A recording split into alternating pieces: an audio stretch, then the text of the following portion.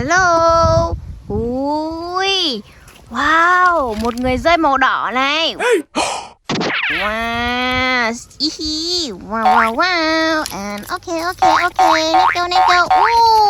Có một chiếc xe gì ở đây này. Wow, ui, phai chắc. And wow, cho vào giỏ nào.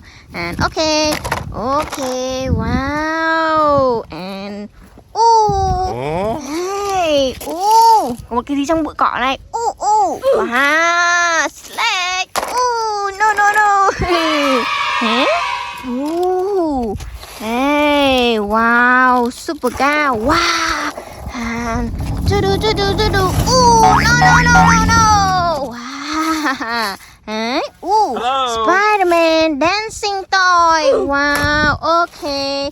And okay. Ở đây chẳng còn đồ vật gì nữa rồi. Chúng ta sang bên này tìm thử nhá. Wow. Hey. Baby. Baby. Wow, baby. Okay. Wow. Ui, cái gì đấy các bạn ơi? Wow. Ui, wow, dinosaur.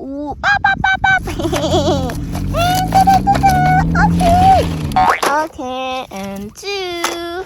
And ui, một chiếc xe siêu to đây các bạn ơi. Wow. Ui, to chưa? Wow. And wow. Một chiếc xe gì nhỏ đây này. Wow, racing car. Wow. Hey. And wow, big school. Wow. Okay.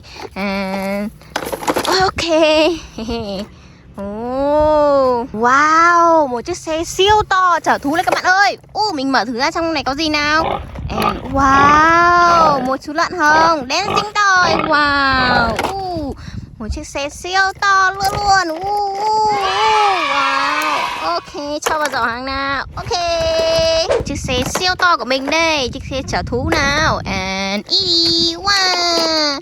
And ok. Pick nào, đi thôi nào. Cho bạn đi vào giỏ nhá. Ok. And let's go. Wow.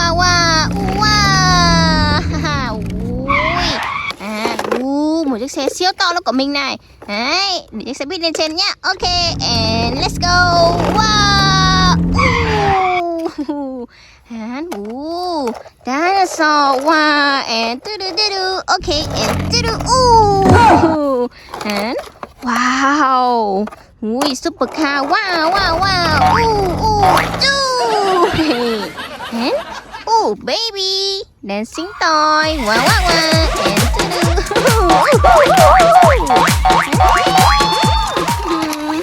And wow, phai chắc. And ui, nào đẩy đi nào. Wow. And slack. Dangerous. Pew. Wow, Spider-Man. Okay. Hey. And racing car. Wow. Okay, pew. And người rơi này. Wow. And wow.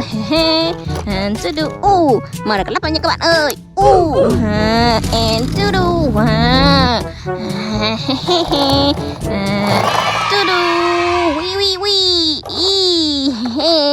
Like nào. Ok, bye bye.